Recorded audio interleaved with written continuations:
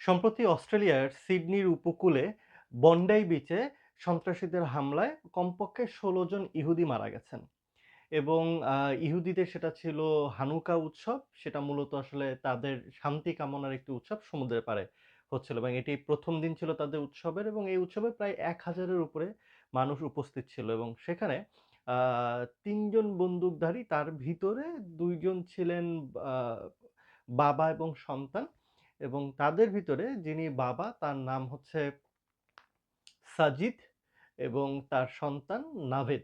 এবং এই ২ জন বিশেষ করে সাজিদ, যার বয়স প্রায় ৫০ বছর, তিনি ছিলেন ভারতীয় বংশোদ্ভূত, ভারতের নাগরিক, আ তেলেঙ্গানা রাজ্যের। যদিও ভারতের পুলিশ বলছে তার আসলে এই ধরনের অপরাধমূলক কোনো রেকর্ড কিন্তু ভারতে ছিল না।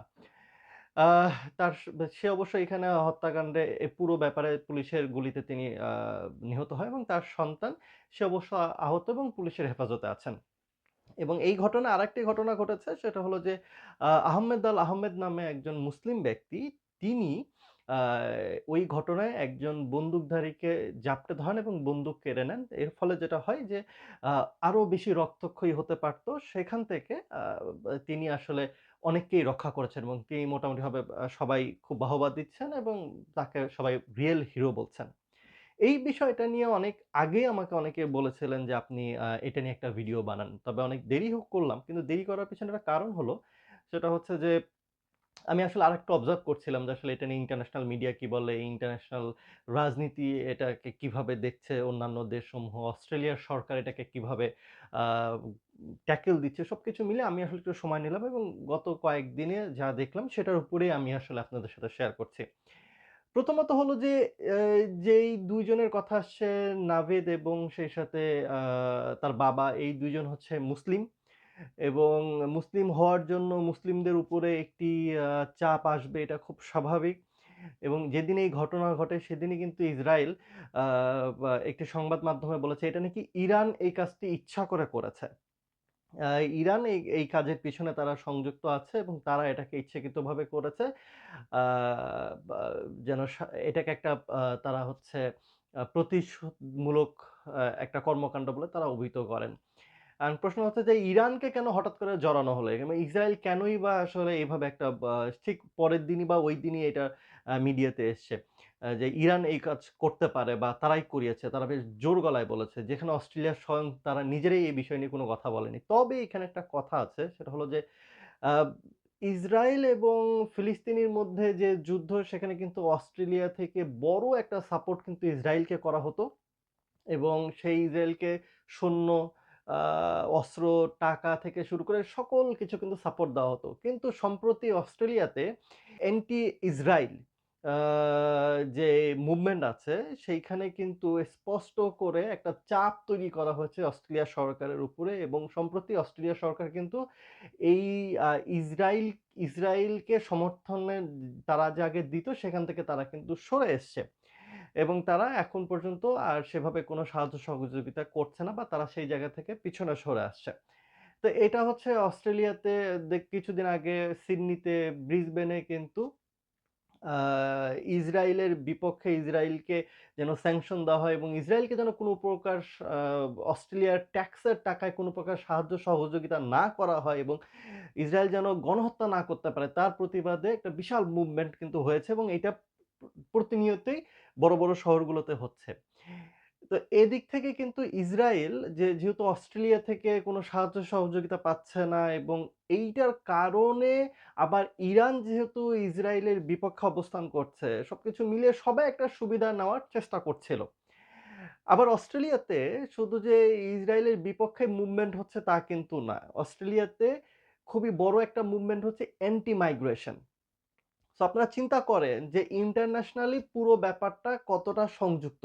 ইসরায়েল বলছে এটা ইরান করিয়েছে, ইরানের সাথে ইসরায়েলের সমস্যা, আবার অস্ট্রেলিয়া ইসরায়েলকে আ অস্ত্র, টাকা, আ সৈন্য দিয়ে সাহায্য করছিল ফিলিস্তিনিদেরকে মারার জন্য। তো সবকিছু মিলেই কিন্তু একটা বেশ বড় এখানে স্বার্থ বিরোধী ব্যাপার কিন্তু আছে। আবার অস্ট্রেলিয়ার ভিতরে এখন চলছে অ্যান্টি মাইগ্রেশন মুভমেন্ট। সো যখন এই ঘটনাতে মুসলিমদের নাম আসলো, যদিও তাও কপাল ভালো যে এইখানে মুসলিম যে ২ জন মেরেছে তারা তো মুসলিম ছিল এবং যিনি আবার গিয়ে ওখানে একদম রিয়েল হিরো হয়ে তাদেরকে নিবৃত করেছেন, অস্ত্র করে নিয়েছেন আহমেদ আল আহমেদ। তিনিও কিন্তু আবার প্রশংসায় ভাসছেন। তবে এই ব্যক্তি যদি না গিয়ে যেত তাহলে মুসলিমদের দিকে আসলে এইটা বা এই পুরো ঘটনায় মুসলিমদেরকে একটু অন্য চোখে দেখা হতো আরকি। অস্ট্রেলিয়াতে আমার জানা মতে ১,২০,০০০ এর উপরে ইহুদি বসবাস করে এবং অস্ট্রেলিয়া আ তে এই ধরনের একটা ঘটনা ঘটবে এইটা আসলে কেউ চিন্তাও করতে পারে না আরকি। কারণ এখানকার সামাজিক নিরাপত্তা বলেন, পুলিশ প্রশাসন বলেন, সবকিছু মিলিয়েই মোটামুটি ধরে নেওয়া যায় একটা শান্তশিষ্ট একটি দেশ এবং নিরাপত্তার চাদরেই আমরা সবাই এখানে থাকি। কিন্তু এই ধরনের একটা ঘটনা সবারই মানে মনে একটা উদ্বেগ আ আ সঞ্চয় করেছে যে আসলে সামনে কি হবে? ইভেন আগামীকালকে বা এখানে ২৫শে ডিসেম্বর বড়দিন, বিভিন্ন রকম প্রোগ্রাম-টোগ্রাম হবে। আমরাও হয়তো বিচ এলাকায় যাবো কালকে। আমরা নিজেরাও কিন্তু আতঙ্কিত যে কি হয়? হ্যাঁ? তো সবকিছু মিলিয়ে কিন্তু অস্ট্রেলিয়ার সাধারণ মানুষের ভিতরে একটা আতঙ্ক কাজ করছে।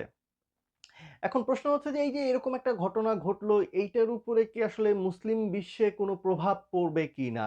অস্ট্রেলিয়ার সরকার এটাকে কিভাবে দেখছে? আপনি যদি দেখেন যে অ্যালবানিজ তিনি কিন্তু আ খুব স্পষ্ট করে বলেছেন এই ধরনের সন্ত্রাসী হামলার আ বিপক্ষে তারা কঠোর অবস্থান নেবে এবং সেক্ষেত্রে সমাজে যারা হেট স্পিচ ছড়াবেন, যারা উস্কানিমূলক বক্তব্য দিবেন কিংবা এই ধরনের কাজে যারা আ নিযুক্ত থাকবেন এবং এটা যদি উপযুক্ত প্রমাণ পাওয়া যায় তাহলে কিন্তু তাদের বিরুদ্ধে তারা ব্যবস্থা নিবেন আরকি। এ আরেকটা বিষয় হলো যে এখন অনেকে আমাকে প্রশ্ন করেছেন বা অনেকেই চিন্তা করছেন যে আসলে মুসলিমদের ক্ষেত্রে অস্ট্রেলিয়ায় ভিসা পাওয়ার কোনো জটিলতা হবে কিনা? আসলে এই ধরনের ঘটনার পরে আ আ আমার কাছে মনে হয় শুধু আমার কাছে না সবাই ভাবছেন যে আসলে অস্ট্রেলিয়ায় মুসলিমদের ক্ষেত্রে ভিসা পাওয়া হয়তোবা কিছুটা জটিলতা আ হতেও পারে বা ভিসা প্রসেসিং কে আরো বেশি স্বচ্ছতার সাথে এবং আরো কঠোরভাবে দেখা হবে আরকি। যদিও স্থানীয় যারা মুসলিম কমিউনিটির যারা লিডার আছেন, তারা এই বিষয়টা নিয়ে শঙ্কিত। যদিও তারা বিবৃতি দিয়েছেন যে, সন্ত্রাসীদের কোনো ধর্ম থাকতে পারে না। যারা সন্ত্রাসী কার্যক্রমের সাথে যুক্ত আ তাদের পক্ষে আমরা কেউ না। আমরা এর তীব্র নিন্দা জানাই এবং এর প্রতিবাদ জানাই। সরকার যেন এর এগেইনস্ট এ অবশ্যই উপযুক্ত ব্যবস্থা তারা নেয়। এভাবে কিন্তু এখানকার যারা মুসলিম কমিউনিটি যারা লিডাররা আছেন, তারাও কিন্তু এভাবে বক্তব্য দিয়েছেন। এখন আসি যে আসলে সরকার কি আসলে কঠোর হচ্ছেন? অলরেডি সরকার আ তারা কিন্তু এখানকার প্রধানমন্ত্রী অলরেডি বলে দিয়েছেন যে হোম অ্যাফেয়ার্স যিনি হোম অ্যাফেয়ার্স এবং হোম অ্যাফেয়ার্স এর মন্ত্রীকে তারা আরো বেশি ক্ষমতা দিচ্ছেন। আ বিশেষ করে যারা আ ভিসার জন্য আবেদন করছেন, ভিসা নিয়ে অলরেডি এই দেশে এসছেন। কিন্তু তারা যদি এই ধরনের কর্মকাণ্ডের সাথে যুক্ত হন, তাহলে তারা কঠোর ব্যবস্থা নিবেন এবং এইটার জন্য কোনো জবাবদিহি করতে হবে না হোম অ্যাফেয়ার্স কে। এইটার জন্য বর্ডার গার্ড ফোর্সকে কোনো জবাবদিহি করতে হবে না। তারা যদি মনে করে যে এই ব্যক্তি অস্ট্রেলিয়ার আ শান্তির জন্য হুমকি, অস্ট্রেলিয়ার দেশের জন্য হুমকি তাহলে তাকে তারা ডিপোর্ট করতে পারেন কিংবা তারা তাকে ডিটেনশন সেন্টারে নিতে পারেন অথবা as soon as possible তারা আইনগত ব্যবস্থা নিয়ে দেশে পাঠিয়ে দিতে পারেন। এখন প্রশ্ন হচ্ছে যে যারা অস্ট্রেলিয়াতে আছেন, বিশেষ করে মুসলিম, তাদের কি আসলে আ কোনো সমস্যায় পড়তে পারেন কিনা? অস্ট্রেলিয়ার পরিবেশটা আসলেই খুব চমৎকার। আ এখানে সকল ধর্মের মানুষ, সকল শ্রেণী পেশার মানুষই সহ অবস্থান করে এবং এটা শান্তির দেশ এটা আপনারা বলতেই পারেন বা আমরাও বলি। তবে হ্যাঁ, আ কিছু জায়গায় প্রত্যেকটা দেশেই তো আসলে ভালো-মন্দ আছে। এখানেও যে রেসিজম নাই তা না, এখানেও আছে কিন্তু সেটা খুবই অল্প পরিমাণে। আমরা শহরে চলাফেরা করি, আমাদের কাছে কখনো মনে হয় না যে আমরা অনিরাপদ বা কেউ আমার উপর হামলা করবে। এই ধরনের কোনো শঙ্কা আমাদের কখনোই কাজ করে না। আমরা প্রত্যেকটা জায়গাতে যাই, প্রত্যেকটা অ্যাক্সেস এ প্রত্যেকটা জায়গায় নিরাপত্তার জায়গাটা কিন্তু 100% এবং আমরাও নিরাপত্তা বোধ করি। তবে এই ঘটনার প্রেক্ষিতে কিন্তু এখন মানুষের মনে সংশয় ঢুকে যাচ্ছে। মানুষ অ নিরাপত্তাহীনতায় ভুগছে যে কখন কোথায় কে আবার এই ধরনের ঘটনা ঘটিয়ে ফেলে। তবে আরেকটা বিষয় অস্ট্রেলিয়ার সরকার খুব স্পষ্ট করে বলেছেন, যারা আ হেট স্পিচ বা ঘৃণাত্মক কথা ছড়াবেন, সেটা অনলাইন হতে পারেন, অফলাইন হতে পারে। আ আপনারা যদি উস্কানিমূলক কেউ কোনো কথা যদি বলে থাকে, এক গোষ্ঠী আরেক গোষ্ঠীকে যদি উস্কানিমূলক কিছু বলে থাকে বা কোনো মেজরিটি বা মাইনরিটির ভিতরে যদি এই ধরনের কোনো সহিংসতা সম্পন্ন যদি কোনো এক্টিভিটিস দেখা যায়, তাহলে তারা এটার জন্য খুবই কঠোর অবস্থান নেবে। শুধু তাই না, যারা এই দেশে স্টুডেন্ট কারা আসলে এফেক্টেড হবেন? এই দেশে যারা স্টুডেন্ট ভিসা আছেন, যারা এই দেশে আ স্কিল মাইগ্রেশন ভিসায় আছেন, এমনকি যারা পিআর, পার্মানেন্ট রেসিডেন্সি তারা সবাই এর আওতায় থাকবেন। ভিসা কোনো অধিকার না। তারা স্পষ্ট করে বলেছেন অস্ট্রেলিয়াতে ভিসা কোনো অধিকার না। ভিসা হচ্ছে একটা কন্ডিশন। আপনি কিছু শর্তের বিনিময়ে এই দেশে থাকার অনুমতি পেয়েছেন। এই দেশে আছেন মানে এটা আপনার অধিকার না। তারা স্পষ্ট করে এই কথা বলেছেন। ইভেন যারা এখানকার পার্মানেন্ট রেসিডেন্ট তারাও একটা নির্দিষ্ট কন্ডিশনের ভিত্তিতে এই দেশে থাকেন। তাদেরও কোনো অধিকার নেই। সো এই দেশের যারা পিআর আছেন, যারা পার্মানেন্ট রেসিডেন্সি তারাও যদি ঘৃণাত্মক কথা ছড়িয়ে বেড়ান, তারাও যদি অন্য গোষ্ঠী, জাতি, ধর্ম, বর্ণের মানুষকে যদি আ আক্রমণাত্মক কথা বলেন, তাদেরকে ছোট করে কথা বলেন এবং এইটা যদি রিপোর্ট হয়, তাহলে তাকেও এই দেশ থেকে তারা বিদায় করে দিবেন। এখন ভবিষ্যতে যারা অস্ট্রেলিয়া আসতে চান, আ সেটা হতে পারে student visa, skill migration visa কিংবা পিআর হোয়াটএভার, তারা এখন থেকেই সোশ্যাল মিডিয়া ব্যবহার করার ক্ষেত্রে অনেক বেশি সচেতন হন। কারণ এখন থেকে যেভাবে ভিসা প্রসেসিং শুরু হচ্ছে বা হবে সামনে, সেক্ষেত্রে আপনাকে স্ক্রিনিং করা হবে আপনার সোশ্যাল মিডিয়ার অ্যাকাউন্টের মাধ্যমে। আপনি কোথায় কি বলেছেন না বলেছেন, আপনার মনোভাব যাচাই-বাছাই করা হবে আপনার সোশ্যাল মিডিয়ার অ্যাকাউন্টের মাধ্যমে। তারা তো তাদের মতন করে যাচাই-বাছাই করবে এবং আপনার সোশ্যাল মিডিয়াও তারা এখন থেকে ভালোভাবে দেখবে। সো এখন থেকে যারা প্ল্যান করছেন ভবিষ্যতে যারা অস্ট্রেলিয়াতে আসবেন, অস্ট্রেলিয়াতে থাকবেন বা মাইগ্রেশন করবেন, তারা খুবই সাবধানতার সাথে আপনার সোশ্যাল মিডিয়ার অ্যাকাউন্ট Facebook হতে পারে, Twitter হতে পারে, Instagram হতে পারে, YouTube হতে পারে। শুধু অস্ট্রেলিয়ার বিপক্ষে কথা যায় এমন কিন্তু না। আপনি ধরেন বাংলাদেশে বসবাস করছেন, আপনি ইন্ডিয়া সম্পর্কে তাদের সম্পর্কে আপনি একটি নেগেটিভ কথা বললেন। আপনি হয়তোবা নরেন্দ্র মোদিকে নিয়ে কোনো ছোট করে কোনো কথা বললেন। আপনি বারাক ওবামাকে তিরস্কার করে কথা বললেন। আপনি আপনার দেশের বর্তমান যিনি ইন্টারিম গভর্নমেন্ট যিনি অ্যাডভাইজার তাকে নিয়ে হয়তোবা আপনি তিরস্কারমূলক কথা বললেন কিংবা আগামীতে যারা গভর্নমেন্টে আসছে তাদেরকে নিয়ে আপনি বাজে কথা বললেন। তার মানে আপনি হচ্ছেন আ আম মূলত হিংসাত্মক একজন মানুষ এবং আপনি হেট স্পিচ ছড়িয়ে বেড়াচ্ছেন। আপনি যার সম্পর্কে বলেন না কেন, তাতে সম্পর্ক নেই। কিন্তু আপনার ভিতরে এই মেন্টালিটি আছে। আপনার ভিতরে এই মানসিকতা আছে যে আপনি হেট স্পিচ ছড়ান। আপনি ঘৃণাত্মকমূলক আচার-আচরণ আপনার ভিতরে পরিলক্ষিত হয় বা আপনি ঘৃণাত্মকমূলক কথাবার্তা বলেন। আমরা অবচেতন মনেই কিন্তু আমরা যা সেটাই কিন্তু সোশ্যাল মিডিয়াতে শেয়ার করি। সো যারা ভবিষ্যতে অস্ট্রেলিয়াতে আসার জন্য প্ল্যান করছেন তারা এখন থেকে খুবই সচেতন হবেন, চেষ্টাও করবেন সোশ্যাল মিডিয়া ব্যবহার করার ক্ষেত্রে অনেক বেশি চিন্তাভাবনা করে আসলে সোশ্যাল মিডিয়া ব্যবহার করবেন।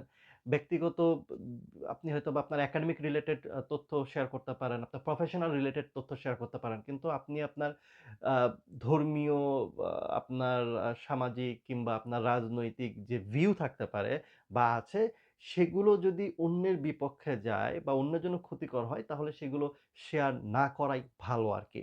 আর যারা অস্ট্রেলিয়াতে আছেন তাদের জন্যও কিন্তু একই বার্তা যে অস্ট্রেলিয়াতে আছেন জন্যই যে আপনাকে আসলে কেউ কিছু বলবে না ব্যাপারটা এইরকম না। অস্ট্রেলিয়াতে থেকেও যদি আপনি হেট স্পিচ ছড়ান, আপনি ঘৃণাত্মক কথাবার্তা যদি বলেন এবং অন্যের জন্য যদি আপনি হুমকি স্বরূপ হন তাহলে আপনাকেও বিনা প্রশ্নে, বিনা ইনভেস্টিগেশন এ তারা আপনাকে ডিপোর্ট করতে পারে অথবা বাড়ি পাঠিয়ে দিতে পারে। সো সোশ্যাল মিডিয়া ব্যবহারের ক্ষেত্রে আমাদের আসলে সময় এসেছে অনেক বেশি সচেতন হওয়ার, অনেক বেশি আ চিন্তা ভাবনা করে আমাদের আসলে সোশ্যাল মিডিয়া ব্যবহার করা উচিত।